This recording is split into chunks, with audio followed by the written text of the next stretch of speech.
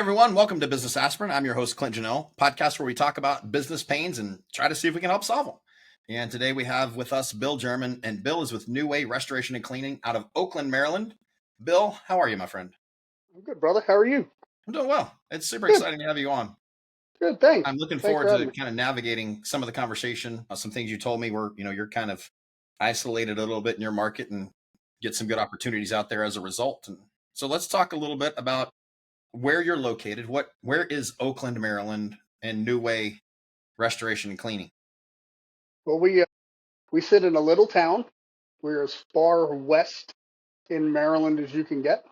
We sit about 4 miles from the West Virginia line. And we sit on top of a mountain, so as you look at kind of remote geographical locations, I mean, we travel about an hour to go shopping. We have grocery stores and restaurants and stuff like that. But, if you want to go clothes shopping, you're traveling. We're going to Morgantown, West Virginia to go shopping. I grew up in the Washington, D.C. area, and I'll tell you that, the hustle and bustle of the city, I really enjoy the slowed down lifestyle that's here in a small town. It's got 100% small town mentality. Everybody knows everybody. Everybody's kind and gentle to everybody. I moved here 17 years ago with the intention of raising kids in a kinder, gentler place. That's where we are. We sit in the Appalachian Mountains here, and we talked earlier a little bit about travel. I mean, we cover a good span of miles. Those small towns are good, and they're also a great place to start a business. My wife, I grew up in Amarillo, Texas, which is the center of the Panhandle, and it's not huge by any stretch of the imagination. And it's definitely a little more on the slower side of things. But my wife grew up in a little town called Canadian, Texas, which is on the border of Oklahoma and Texas, kind of up in the corner where they come together. And there's a lot of value there. Yeah, again, a couple of restaurants. You get to know everyone. It's a slower pace. People are definitely nicer. I guess because you're going to have to run into them later, right? So you're going to see them later. And there's potentially a customer. Aspect. Yeah.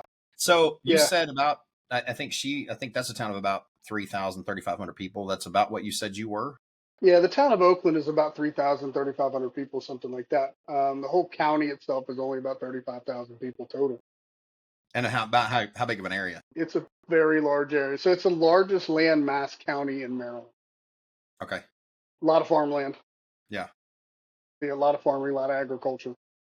So talk a little bit about how you got into, you said you've been there 17 years. How did you get into the restoration space and your own business? How did you get into the entrepreneurship side of things? Well, here's how the conversation starts, Clint. My story is pretty different. My story is pretty different than most. So my background is in operations. And I learned how to implement operations and sales early on, 30 years ago. When I left the Washington, D.C. area to move here, we got married and moved here. I had to find work that paid well. I had to bring my Washington, D.C. salary with me. So what I did was I went to the coal mining is large in this area. So I worked for a coal mine. I worked for an underground coal mine about an hour south of Oakland. I worked there for 10 years. I was the midnight warehouse guy for 6 years. And then I got promoted to purchasing agent. So I bought and sold everything for the coal mine, from pens and paper to large equipment. And I did that for 4 years. Got burnt out. I got burnt out and I told my wife, I said, I'm going to quit. She says, you can't quit. You know how much money you make? I said, I'm going to quit. I said, I'm tired. So I left coal mining in January of 20, which was about 2 months prior to COVID exploding. I left and I went to a vendor. We essentially got laid off by COVID. I spent 7 months at home. A friend of mine says, hey, Bill, we should probably call a mutual friend and and see what he's got going on. He's got his hands in a lot of things. And at the time, he owned a franchise restoration company. He was looking for a general manager because his GM wanted to retire. He's having some health issues. So we sat down and chatted. I have a background in construction. I grew up in construction. I can build your house. So we got to talking about, P&Ls and can you do this? And next thing you know, 5 years later, here I am. I got into restoration knowing nothing about the industry. So I had a lot of pitfalls. I had a lot of trips and stumbles. I had to figure things out. I didn't know anything about insurance companies. I didn't know anything about restoration, period. I did all of my training. I'm a double master restorer at this current moment. I'm a journeyman in textile. I got one class left and I become a triple master. But I did 3/4 of my training inside of a year. I was busy. Yeah, So sure. because at the time I was the only one that was certified to do anything. The previous GM didn't certify anybody. He was the only one. So he had to go to every single job.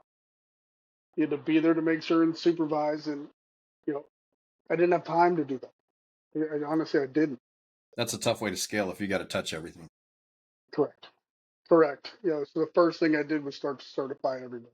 Right now, we sit here at NuWay Restoration. We have 46 certifications in the building, 32 employees, 46 certifications. We're certified from everything from water, fire, mold, textiles, carpet, rug, carpet repair, trauma cleanup.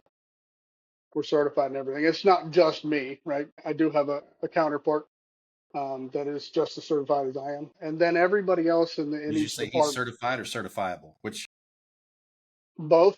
both? If you're doing restoration, maybe it's both. You're a little crazy, right? But yeah, each department and each technician is certified in their department and their. Okay, so when did NuWay actually start? What year? 2020? So yeah, we were a franchise. I got here in 20. It started in Prior to that, but 2000. changed away from the franchise flag. Yeah, we changed away from the franchise flag May 1st of last year. Okay. May Okay. 1st of last year. We got away Yeah. from the franchise, became an independent. Same great people, same Sure. great services. We Yeah. were It's just our own biggest competition.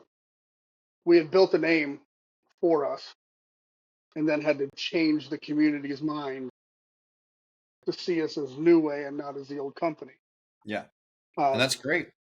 That's you know, great. that was And I think that's, rebranding is a beautiful thing at times. It can make that happen. But you talked earlier about, there's some things you said to me prior to us actually starting to record the podcast. And then you just said, I thought you were relatively new. And you said, hey, we've got 32 employees. And I'm like, and you've got yeah, a graphics department and you guys are yeah. doing a podcast. So you've got a lot going on. We'll try to circle back to some of that in just a second. But your story is, yes, different and unique how you arrived here, but not entirely different because the thing you said was, I got burned out.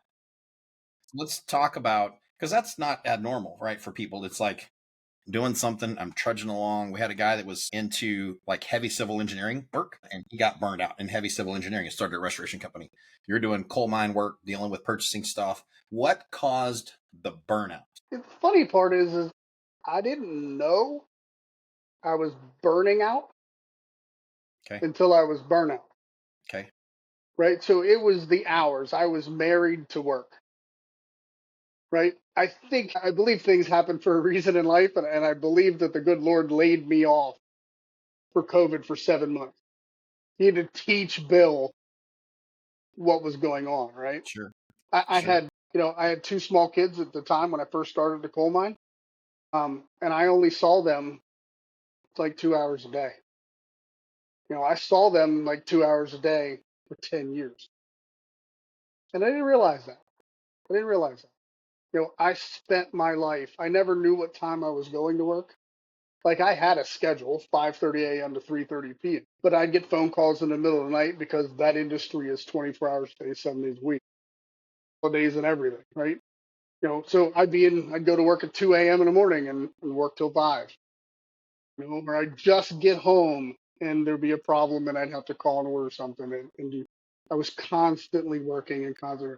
The stress level, is probably the highest that I've ever had. I mean, some would argue that I have a high stress level now as owner of a restoration company and enough employees to worry about. But I think my stress level was higher there. Okay. Well, that's So interesting from that stress was perspective, right? big. Yeah. I mean, and kudos to you for recognizing the reality of where you were. And I think that happens with a lot of us. Hmm.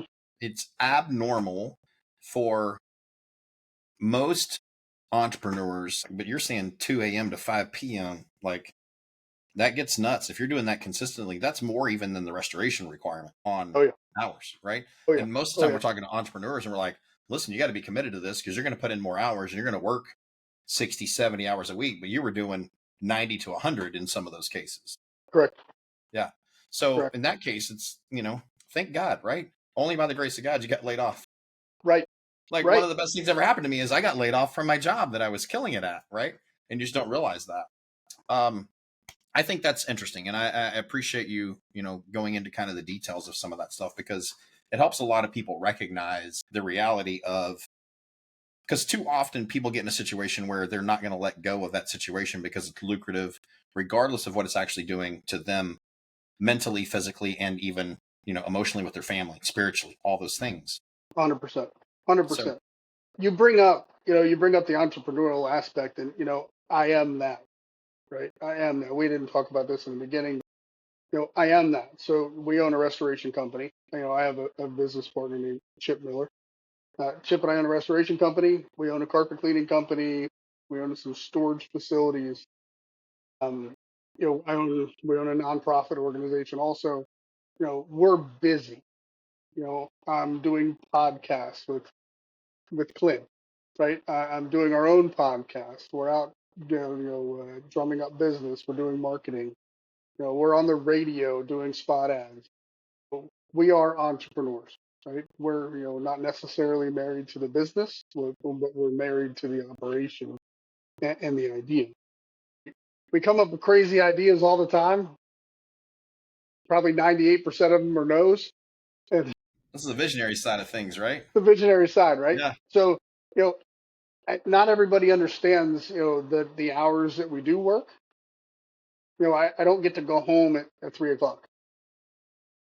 I may be home at 1 in the afternoon, but I'm not, I have to purposely engage in family activity because my mind is constantly working, right? So I've learned in the last several years, I've learned that I have to be able to step away. Self-preservation is probably a good word for it. that's a Is that great word I for it. I can get burnt out doing this. Yeah, I just said to Chip the other day, because we're going to expand it and open another role. And I just said to him, I said, this is going to be a slow roll because we've had a busy 2 years of Bill, changing, rebranding. Not only do you change bank accounts and names and Sure, LLCs and sure. all of that stuff, health insurance companies and all that stuff gets changed over. I said, you know, sometimes I just need a break and just do the status quo as opposed to adding. And your body will tell you. My body just told me the other day, I'm like, we're ready to go. Let's do this. And there are Let's times expand. that you don't see it coming and your body tells you, and it tells you by Yep. you're down and out for a while. Yes. And like you've got to listen to that. I think that's important too, what you just said, because for me as an entrepreneur, like we've got a lot of things going as well. And I also am theoretically always 100% working, right? Yep. Even when I'm with my Yep. family, I could be doing something or my mind is thinking about some things and I'm trying not to pick up the phone and shoot an email about something I just remembered I need to do to somebody so that I won't forget about it and do it later. My wife laughs when we're driving down the road. My wife laughs because she'll see me thinking and she'll grab my phone and pull the calculator up and go, "What number do you need me to do?" I'm like, "Add 3,436 times this divided by 4." And I'm like, "What's that number?" Yeah. Isn't it funny how that works? And the fact that they can recognize that is great. I've found for me at some points, I have three kids. My oldest is 17. So I have a 17-year old son, 13-year-old girl, and a 9-year-old son. All in sports, all different things. So I 100%. can I can go to their practices, and since I'm not helping, then I can actually accomplish some work there. But then I'm still with them just as much as I would have been if I was just sitting there watching. And so I find time that way and I try to find ways to disengage my brain so that, I can get some kind of reprieve. Like for me, golf is not that thing. I'm if I go golfing, I'm worse off than if I just, stayed at work because my mind's running the whole time and thinking about I should not be out here doing this. Like there's things I need to be doing. Why am I standing here swinging this stupid golf club at this thing? So that mindset is very different, right? If I back up to May, when we changed over from the franchise to an independent, I hired a coach. to help us do this transition. And in that transition, he taught me that there's a mindset. And that's exactly it. Like, I'm constantly working. I shouldn't be here doing this. He's the one that taught me the self-preservation. You have to be able to be okay, right? Otherwise, you're going to end up in the emergency room. So it's okay to go golfing, right? Chip and I meet every Friday morning as an owners meeting, and we do different things. We'll go to breakfast, for 2 hours. We played 9 holes a couple weeks ago, and realized that if we meet at 7:30 in the morning and we play 9 holes, we can be at work by 11. And still get things accomplished. And we can still get things Yeah. accomplished. We can still do that. In fact, we're looking at a different schedule now for him and I about going in later, going in at 9 a.m. and working 9 to 5 in the building, but getting up at 5, going to the gym, doing email, getting the things done that we need to do as owners. And then, because we know when we walk in the door that we get inundated with questions, right? So I don't always get bill work time Sure. when I'm in the building. Yeah, you're putting out fires.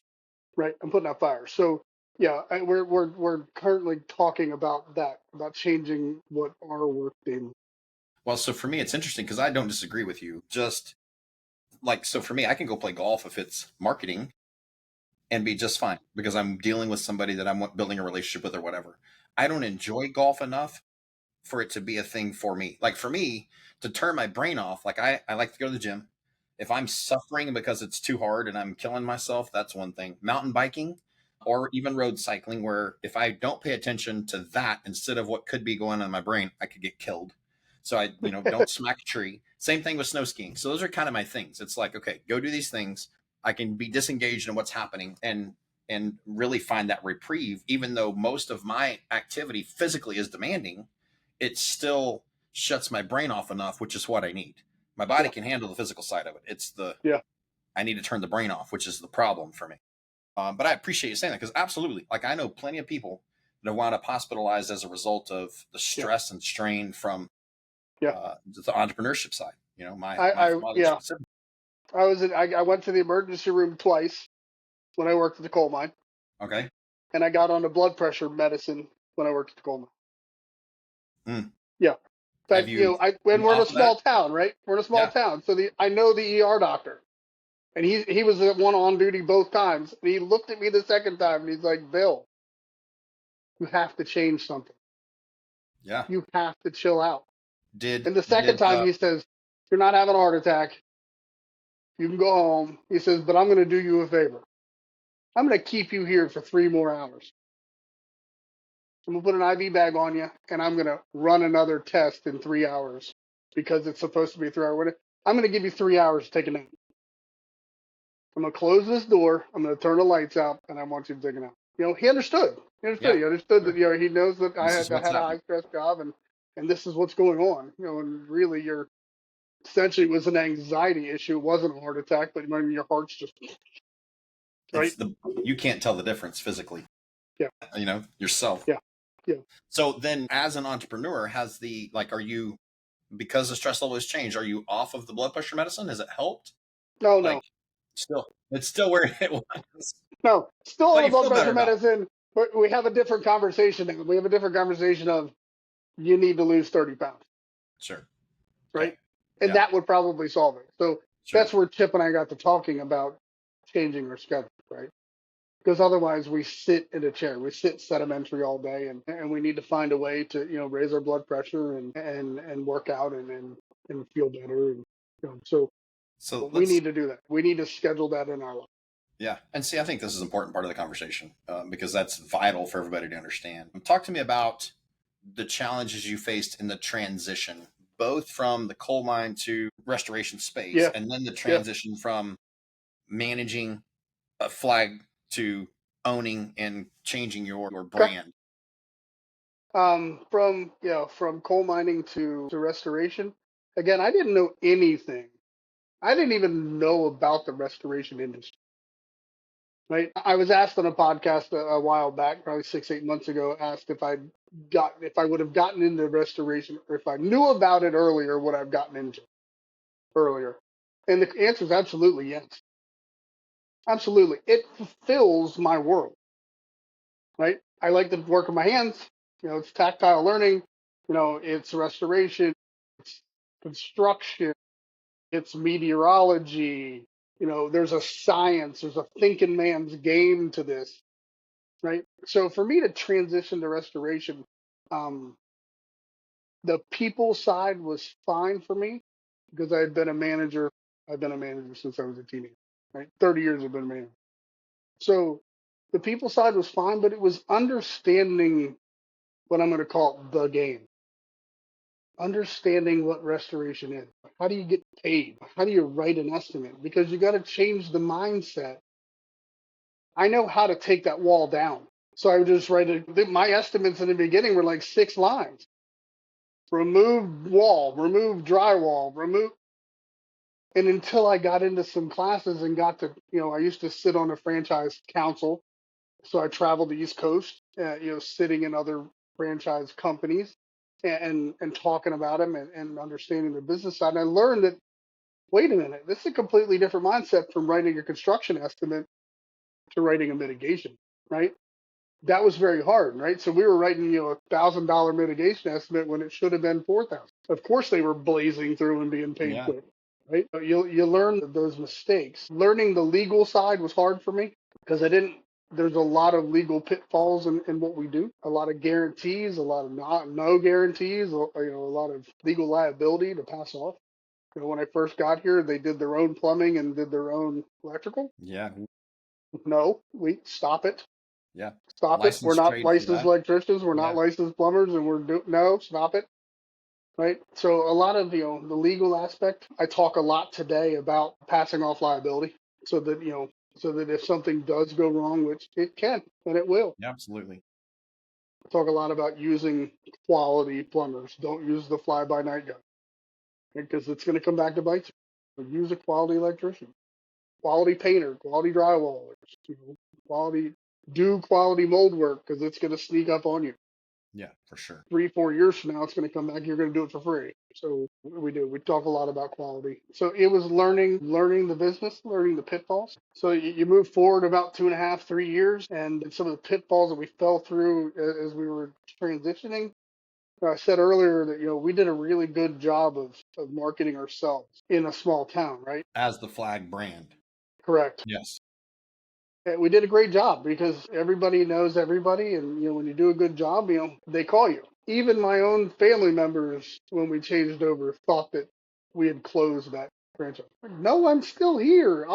Literally Change the name. overnight on May 1st, we changed the signage at 10 p.m. After dark, we changed the signage. We showed up. Everybody got new uniforms. Everybody got new colors here. Ready, get set, go. So I think marketing was our biggest obstacle. We had to get the word out that we had changed names. We're still the same people, and we still do all of these services. The NuWay name is a very good name in our community. It's been around probably since the 40s. When we bought the carpet cleaning company, we bought it. Okay. So, in the community, this name's fantastic. Right? So we got high standards to live up to. It's been going on for a long time, and we have no intention of ruining it. So yeah, marketing was our biggest issue. Otherwise, the rest is just business stuff. You change your name, change your bank account, change your LLCs, Sure. stuff like that. And that stuff So takes time. what did you carry over from your coal mining days and the flag name days into NuWay? Like processes, or like what are some examples of things you're like, this was great, we did this well? Inventory and purchasing. Inventory and purchasing is what I mean. That's what I did every day, right? And organization. Organization is huge in a coal mine. You got to know where it is because time is money. So I carried over organization, inventory. Everything has to have its own home, right? I don't want cardboard boxes in this corner, and I don't want them over here also. I want them in one place. Just because you have a mitigation department that uses them And then you have a housekeeping department also. They could use them too. I want them in one place. They got to have a home so that you can do inventory weekly so that you don't really. We had to build ourselves an inventory system. In fact, that's what Chip and I do now. We build systems so that it runs smooth, right? The goal is that so that Chip and I don't have to come to work, right? Absolutely. Right? That's Yeah. the goal. So you build systems so that that if I get hit by a bus today, the next person, the company can survive, right? The next person can literally look at a piece of paper and go 1, 2 step and go right down. Sure.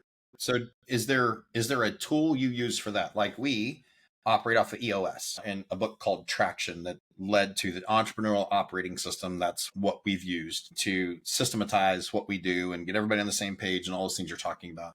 Is there a particular tool or system you've used or something you guys created on your own? What? We've created a majority of it on our own. But the tool that we use to understand the game is we listen to the email. I remember I flew back. I was on a flight from across the country, and I listened to the ebook the whole way back. And when I landed, I was a completely different person. I understand now, right?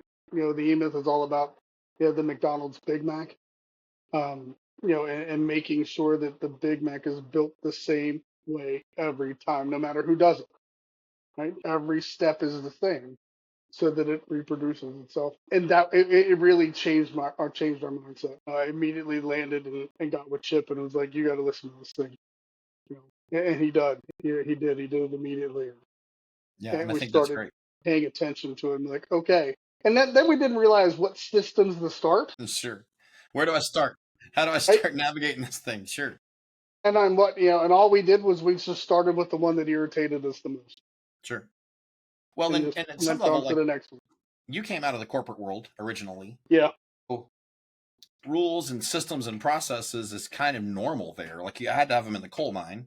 So you had to just identify the ones that you needed to put in place here and understand some of that. Where a lot of, like myself included, a lot of guys in the entrepreneurial space, especially in the home service world, Yes. were technicians of some kind. Like we're laborers, we're whatever we were at the time. We're like, I think I can do this. And for me, like it took me several years railing against any kind of tools and rules and processes because I didn't like them either. Like I Yes. don't, I didn't want to establish those. So I think it's vital that people hear you saying that because Gotcha. it's so important, regardless of how much you think you are capable of ignoring those rules and putting, you're just gonna have a good team, you're just gonna do good work and it's all gonna be right. Like you can't keep all of that in your head. You can't follow all the rules unless you've got processes and systems and things in place to help you do that. And I hated it. I mean, I grew up in an entrepreneurial space with my grandfather started a plumbing company. My dad was in the plumbing world and then in HVAC when that became a thing. And that led into indoor air quality that we were working in. And so I grew up under the entrepreneur side of things and hated those rules, hated them. And then I learned how valuable all that is to, especially if you're trying to not work. Like if I want to not have to be here and touch everything, then I have to put these things in place to allow me to move that direction. And Correct. Correct. I unfortunately learned some of that from my father, which I'm grateful I learned it from my father, but I learned it because he was not doing it that way. He had to touch everything. And there's no way to scale anything if I've got to touch it all. Same with your original GM that you were talking about, right? That was in place when you took into the brand. Yeah. Yeah, I can't That's, do it all, right? So, yeah. I brought with me, I had a good friend of mine, guy in my wedding. He taught me, he was a police officer, he was a captain, and he had a picture in his office. And it was his first shift that he was a sergeant for. It was the first time that he was completely in charge of a shift. He had a shift picture. So he had like 12 people in this picture. And over the picture, he'd taken a label maker and he had put in where they are in their rank now. He believed that it was his job to promote them as far as they could go, to teach them everything he possibly could. Right. So I've carried that over the years and I carry it here. Right. I simplify it when I'm talking about it and I say, listen, if you want to sit in my chair, Show me. I will move out of this chair when the time is ready. I am not stuck here. I'll go do something else. I'll go do something else. Right. So I spend a lot of time teaching, a lot of time walking around, answering questions, explaining the mindset, why this has to be this way, getting them to understand. I have no intention of keeping a thumb on them, right, and micromanaging them. And, I got to give them the ability to make mistakes and to learn from them. I can't. I was just talking to the carpet guys the other day. I'm like, I need you to start teaching teaching the apprentice. I need him to start installing carpet. Like, yeah, but he might screw it up. And I'm like, listen, it's like $200-300. Yeah, $300 mistake. If he messes the whole thing up, we have to redo it completely. Yeah, so what? Right? So what? But he's not going to make that mistake again. And by the way, you're going to be standing there and you're not going to let him do it. Right? But I need them to learn, right? And I carry that over to the managers too. I have 7 managers that run the daily show, and I have to give them the grace to make mistakes to learn. Yeah, So absolutely. we've done that. I tell them all, I'm like, if you need my title, I'll get on the phone. But otherwise, I completely wholeheartedly believe in your decisions. And please go do them. If you ever waver at any point, please come talk to me, and we'll chat about whatever you're uncomfortable about, and we'll come up with a solution. Yeah, I think it's I brilliant. We try to do that same thing. What I tell my guys on a regular basis is I want you to be as valuable as you can be and learn as much as you can, because that makes you more valuable in the market if you decide to do your own thing, and more valuable to me if you'll do those things. So we try to, create drying manuals and instructional manuals and how to do these different things. And, how do you walk through a reconstruction project and what do you look for? Like whole lists of things that help people do that. I think that's important. I really appreciate what you said there. I think that's vital. Now, before we got started recording this, I said, I'm going to try to be mindful of the time. We're going to wind up at a 2-hour conversation.